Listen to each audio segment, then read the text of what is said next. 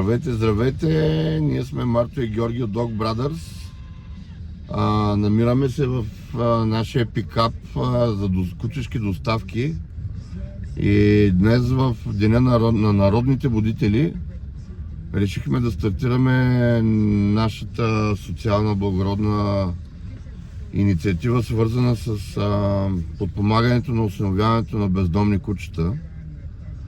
Гледайте ни, малко по-късно ще видите за какво става въпрос, а до тогава heavy metal и честит празник!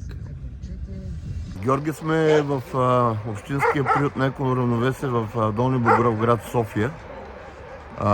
Искам да ви покажа как нашето деливари пренася кучета, full extra, сертифицирани клетки за транспорт на животни, включително и въздушен такъв, кожа, климатроник и най-доброто възможно отношение, което могат да получат животните. Какво ще направим днес тук? Заедно с група доброволци, които работят с приюта, ще вземем 2 животни по тяхна препоръка. Ще ги закараме в салона на Dog Brothers, там аз ще ги обслужа, пълно обслужване с всички екстри. Дария ще ги наснима и ще приведем тези кучета във вид, в който все едно са домашно гледани, чисти, изкъпани, миришещи приятно и изглеждащи чудесно. Ще ви ги представим тези животни с техните имена, досиета и всичко възможно, къде се намират и как можете да ги осиновите.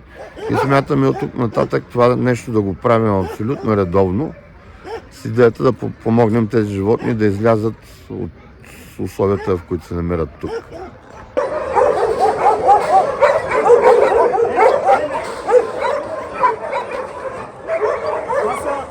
Всяко едно си има име. Мечо, Оливър, Смайли, Милувка, Крейзи, Марли и Белчо. Всяко едно си има име. Всички абсолютно в приюта си имат имена, доброволците сме се кръстили. Някои имат по 2-3 имена, примерно различни доброволци викат по различен начин, но общо взето положението е зле.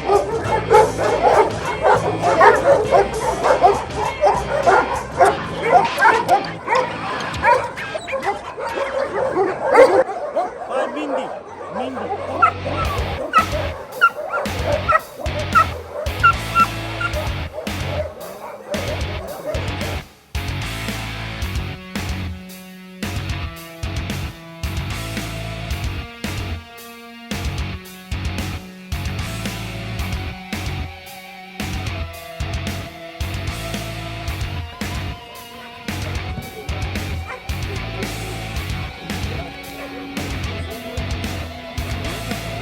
Големия ли си сложил на хлеб? Да, му. Как? Няма се.